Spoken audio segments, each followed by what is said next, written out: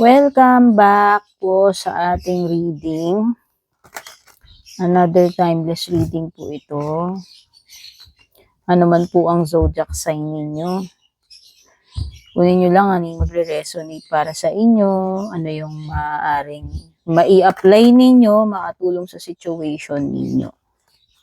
The rest, kung hindi nakaka-relate, huwag nyo nang pick upin yung mga hindi nagre-relate sa inyo. And, kamusta kayo? Comment na lang dyan sa baba. Taga saan kayo? Matagal na ba kayo or bago? Saan nyo natagpuan yung reading ko?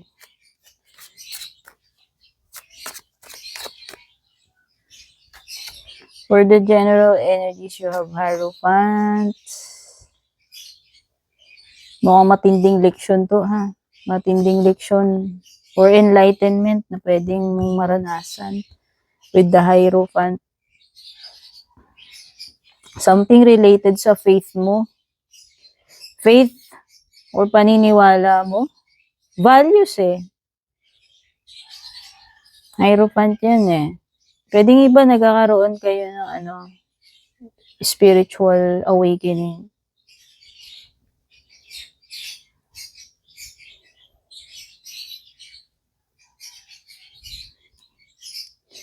Okay, yung iba parang nagbabalik loob. Oo. Siguro, yung iba sa inyo, medyo napabayaan ninyo pagdating doon sa side ng faith. So, feeling ko lang ito parang nanunumbalik eh. Yung, yung faith mo eh. Parang renewed. Oo. Parang may feeling ng renew. Nare-renew yung mo. Yung iba renewing of vows, kung meron mang iba dito na bawa, silver anniversary nyo na, whatever anniversary, o nagpaplano kayo na ikasal uli. By the way, Hierophant related din sa marriage yan. So, pwedeng yung iba dito, this is something na related sa samahan ninyo mag-asawa.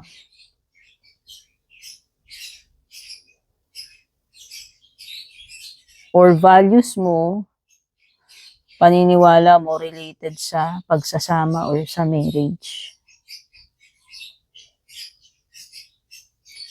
Si Hierophant is a teacher or mentor, someone na maaaring mag-guide sa'yo, makatulong sa'yo pagdating dyan sa situation mo or problem mo. For some of you, baka nangangailangan kayo ng guidance like marriage counseling or blessing ng simbahan.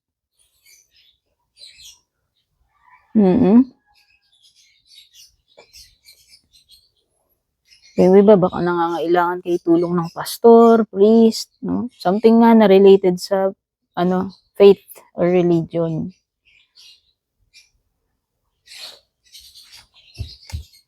Iba na, medyo naliligaw kayo landas eh. Hindi nyo alam itong path na pinapasok nyo or tinatahak ninyo sa moon card. So, ako, masasuggest ko dyan, since lumilitaw yung Hierophant mo, lumilitaw ang moon card, siguro mag-pray ka, nagabayan ka, dalhin ka sa tamang path. Sa mabuting path, to be specific. Kasi, ang dami ng tao ngayon, nawawalan na ng faith, nawawalan na ng paniniwala sa Diyos. Sorry naman, ayoko isingit yung mga ganitong usapin kasi napaka-controversial. Kasi lahat tayo entitled sa ating sariling paniniwala. No? Pero kasi, iba pa rin talaga yung meron kang kinikilalang higher power. Iba pa rin talaga kung may tinitingala ka na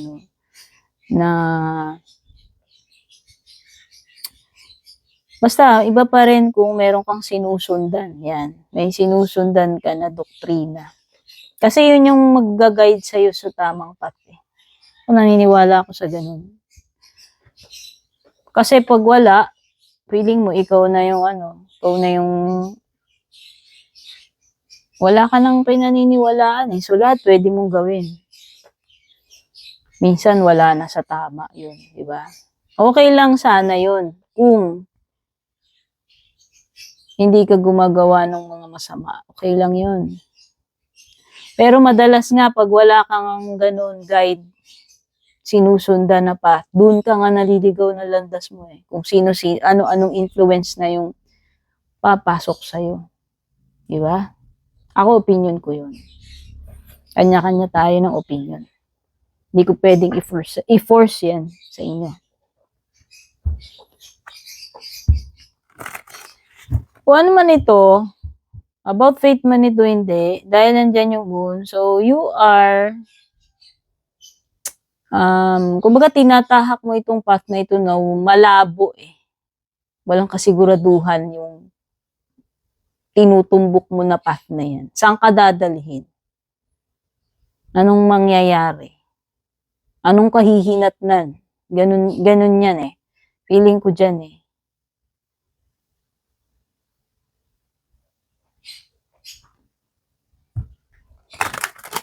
Merong something dito with the Four of Cups na bumabalik yung interest mo. Could be nga na nawalan ka na ng gana dyan, nawalan ka na ng interest dyan. Pero ngayon parang nakikurious ka uli, pinag-iisipan mo uling bumalik dyan sa bagay na yan, kung ano man yan. Tungkol man yan sa personal mo, sa sarili mo, tungkol man yan sa connection, relationship, career, general reading kasi ito. So, depende kung saang departamento ng buhay ninyo nag-a-apply yan. Oo. By the way, Hierophant could be Taurus, Moon Pisces. Pero kahit naman anong zodiac sign ninyo. Pero kung ano lang yung mga lumilitaw sa cards, babanggitin ko lang din baka may significance sa situation ninyo.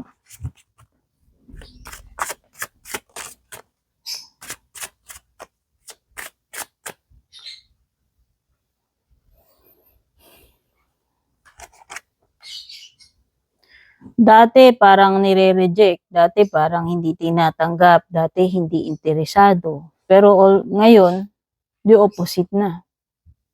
Ngayon, nanunumbalik na yung interest. Ngayon, may possibility na tanggapin yun.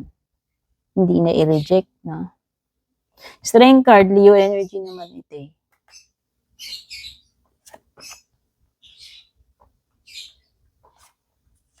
Pwedeng may mga tao na nakikipagkompetensya sa'yo pagdating dito sa bagay na ito. Kasi you have the Five of Wands. Pwedeng may mga bagay dito na pinagtatalunan, kung ano man yan. Pinag-aagawan, pinagtatalunan. Kung sa negosyo yan, pwedeng kakompetensya mo sa negosyo. Kung sa relationship, kaagaw mo sa person mo. Karibal mo yan. Okay? Meron talagang malakas na energy ng pagbabalik with the Eight of Cups. After umalis, babalik. After i-reject, ngayon parang nagbabago ng ihip ng hangin. Gusto na uli. Alam mo yun? O, career man yan or love life mo. Meron kasi ditong parang nung una nag-walk out, umalis kasi hindi masaya, hindi kontento. Ngayon naman bumabalik na. Or nagpaplanong bumalik kung mangyayari pa lang yan. Kaya lang, sa pagbabalik ng interest or literal na pagbabalik, meron may mga makakakompetensya na. Yun yung nakikita ko. So, hindi smooth ang pagbabalik kasi pwedeng pagbalik, may iba na. Di ba? Yun yung nakikita ko. Kung love life yan, ganun. Nung una, hindi interesado sa'yo yung person na yan. Nung una, ayaw niya sa'yo. Hindi ka niya type, pinuferan mo, nag-propose ka, baka hindi ka tinanggap. Or vice versa, kung ikaw yung nang-reject dyan. Ngayon, parang ngayon gusto ko na to. Nagpaplanong bumalik, no?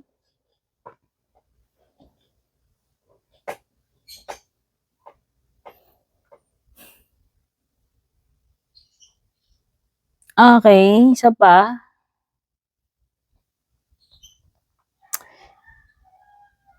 na panghihinaan talaga ng loob mo, pumunta dun sa ilalim ng Hierophant. So, iba sa inyo, nawawala na kayo ng faith pagdating dito sa bagay na to. Whether yung literal na faith mo yan, yung sinasabi ko ngayon about spirituality kanina, or pwedeng faith sa relationship, or faith dito sa bagay na ginagawa mo, kung trabaho man yan, or whatever. Nawawalan eh. Nagiging marupok, mahina eh. With the strength card, ang pundasyon, ang pinaka-faith. Yung pa naman yung mga madaling pasukin ng kalaban, take note. Pag mahina ang faith ng isang tao, madali kang matukso. Madali kang pasukin ng kalaban. Alam niyo na kung sino yung kalaban na tinutukoy ko, ayaw kong banggitin ang name niya. Okay? Kaya importante ang faith eh. Importante yung meron kang guide eh. Kasi pag wala yun, walang mag-hold sa iyo. Wala nang tama-mali. Kaya ako naniniwala ako sa rules. Sorry naman, libre. Si Libra nasa gitna siya eh. Hindi siya kumikiling sa masama, hindi siya kumikiling sa mabuti. Doon siya sa gitna. Okay? So, nakikita ko dyan, nagiging loose na itong person na to kasi wala na siyang faith, wala nang tama, wala nang mabuti sa kanya. Wala na ring gabay kasi gagawin mo na lang kung ano yung gusto mo. Kasi wala ka nang kinikilalang highest. Kaya nga importante yung faith na. Eh, sinasabi ko,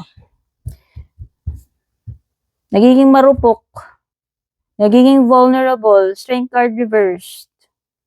Madaling bumigay, madaling pumatol, ano pa? Nanghihinaan ng loob, no? Kasi strength card reversed yan eh. So, ang pangit niyan, in all aspects, pinag-uusapan natin dito, sa sarili mo man yan, sa relationship, di ba?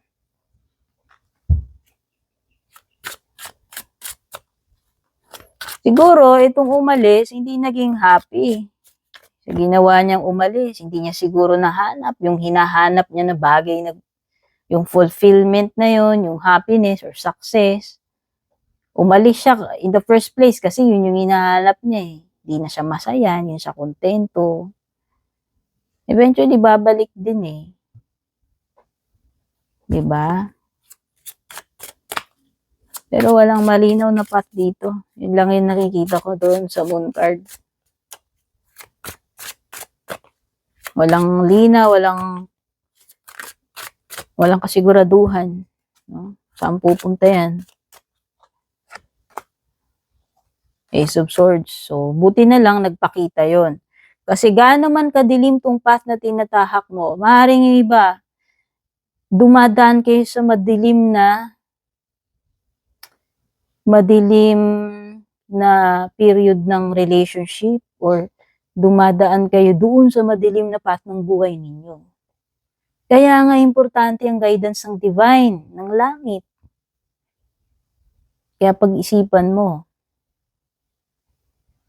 kesa naman mapunta ka sa masama, diba? Ikaw yan eh, diba? Yun nga yung binigay sa atin eh, ni God, yung magkaroon tayo ng free will. Yun yung privilege natin. Nasa sayo na lang talaga yan, kung anong path yung gusto mong tahakin. Kasi nakikita ko rito, ayan, buti maganda yung mga cards na sumunod. Ano mo yun, yung kung buhay mo yan, kung sarili mo yan, nag-i-spiral down ka na eh. Pupunta ka na sa kawalan. Naliligaw ka sa madilim na path. Anong kailangan mo? Liwanag. Saan ba galing ang liwanag? Sa mabuti. Kailan pa ba nang galing sa masama yung clarity, truth? Diba? Ang masama, lilituhin ka niya. Aakiting ka niya, i-expose niya lahat ng weaknesses mo. Hanggang sa bumigay ka na, hanggang sa gawin mo na yung mga hindi dapat. Kasi yun yung gusto niyang gawin sa'yo eh. Ipe-pressure ka niya eh. Gagamitin niya kung ano yung mga weakness mo. Tapos bibigay ka, strength card reverse. Ayan na. Wala, pupunta ka sa madilim. Hanggang sa hindi mo na alam paano mo iaahon yung sarili mo doon. Divine intervention ang kailangan mo. Which is itong Hierophant. At buti na lang lumitaw ang Ace of Swords dyan. Which means magbibigyan ng clarity. Yan naman itong path na to, situation na to, problema mo. I think, maayos yun with the Ace of Swords. Kasi lilitaw ang truth eh.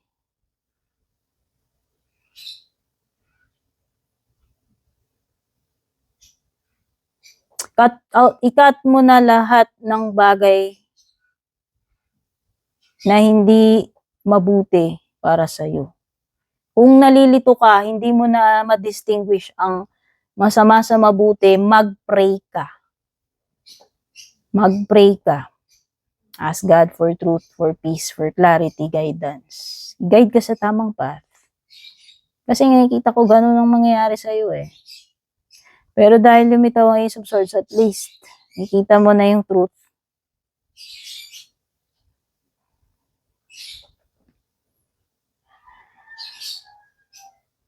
Knight of Wands, this is taking action. Ace of Swords, clarity, solution sa problema mo. Personal problem, problema sa pera, problema sa relationship mo. Yung answers, yung mga answers na yan, darating sa'yo yan. And ito yung situation na kailangan mo rin kumilos. Itong Knight of Wands is something na ipupursue mo.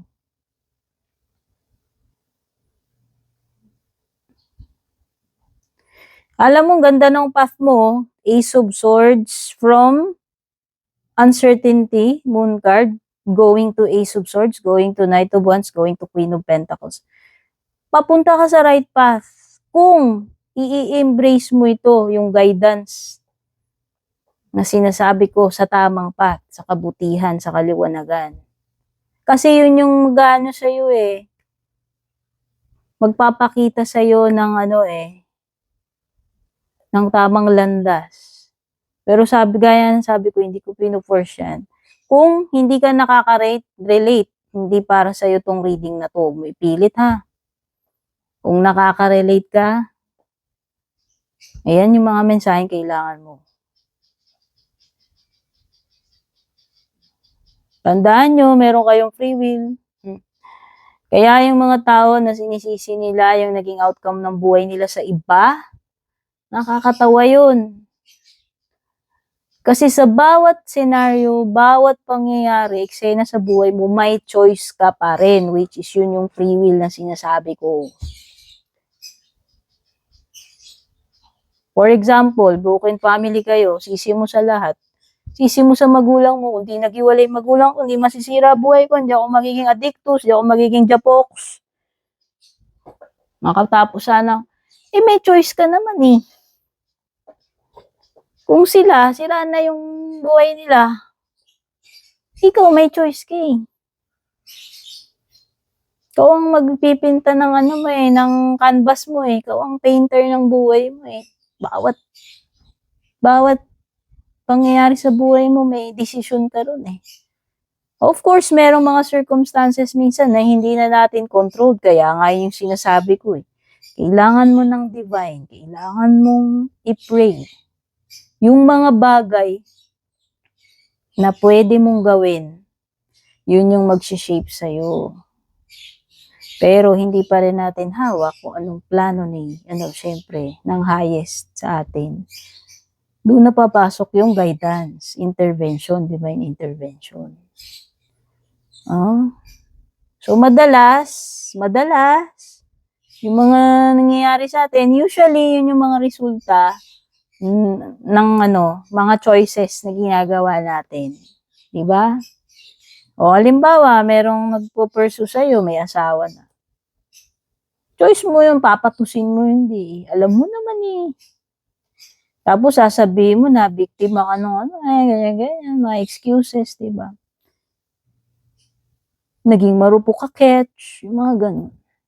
Speaking of marupok, lumilitaw si Strength card reverse. Di ba? Kung magiging marupok ka, nakikita ko, mag-spiral down ka. Kasi ayan, no, hindi ka magiging happy. Babalik ka rin sa old ways.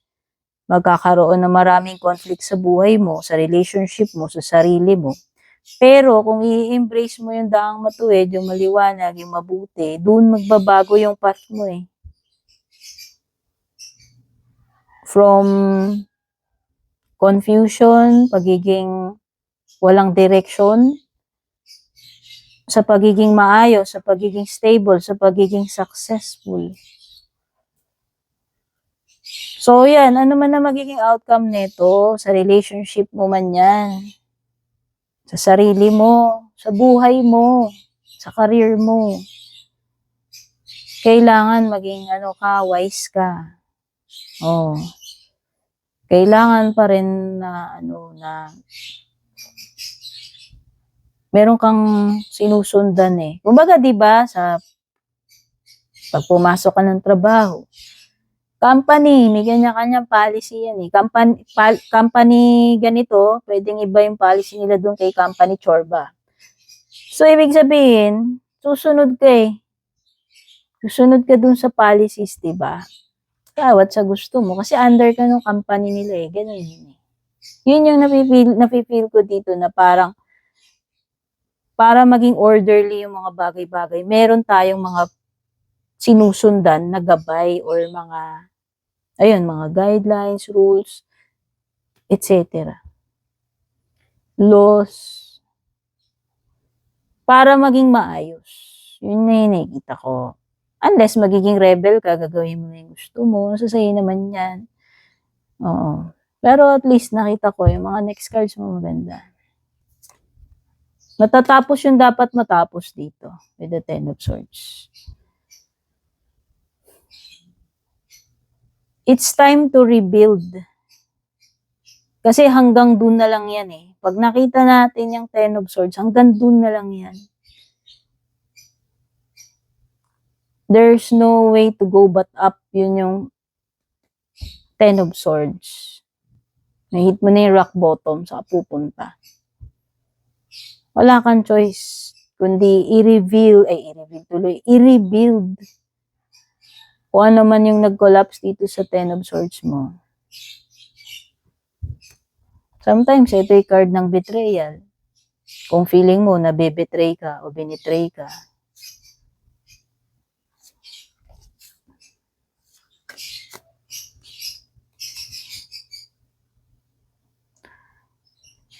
Kuha pa tayo.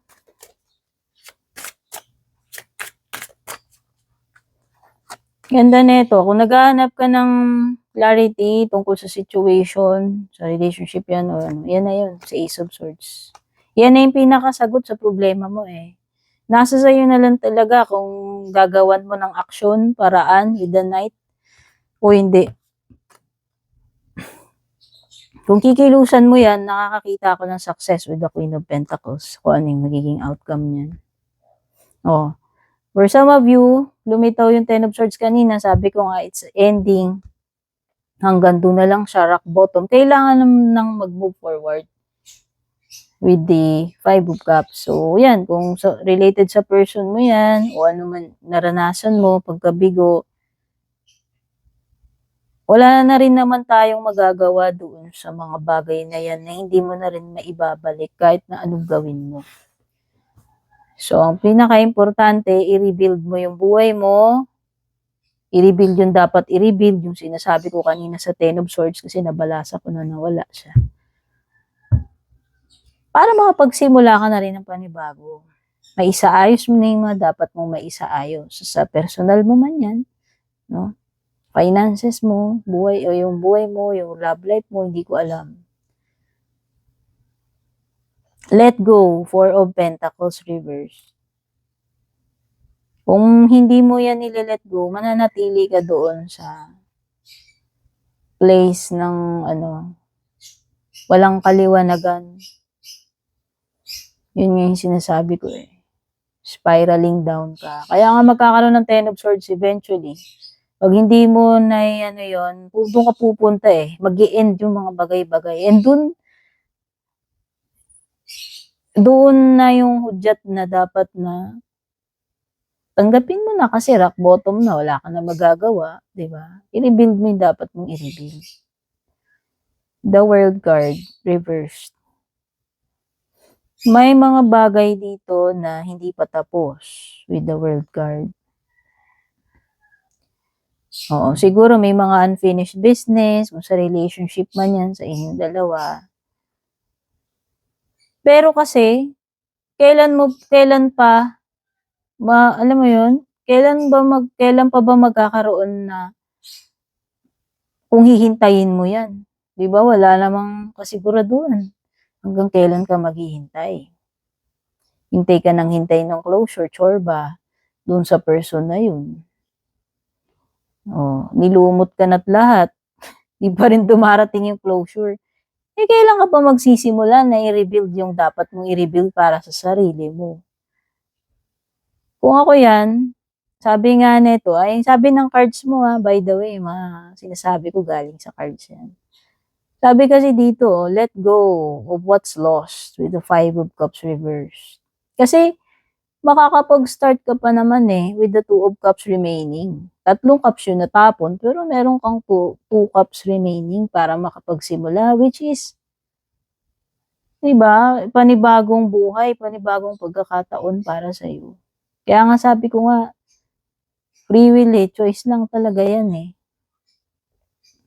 Let go, Four of Pentacles. Stop holding on. Kasi masyadong possessive yun si Four of Pentacles Ayaw pakawalan. Pero dahil nag-reverse na siya, ibig sabihin dapat pakawalan mo na yun. Matindi kapit mo ron. Ano ba yan? Ano ang bagay yan? Relationship ba yan?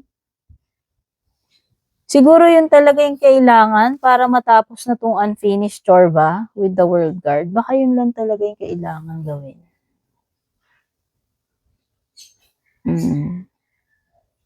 Ayan King of Wands, isipin mo kung ano yung makakabuti para sa'yo. Para ma-regain mo yung power mo back, ma-regain mo yung control sa buhay mo. Okay? Have courage, have strength, have confidence. God bless, babush.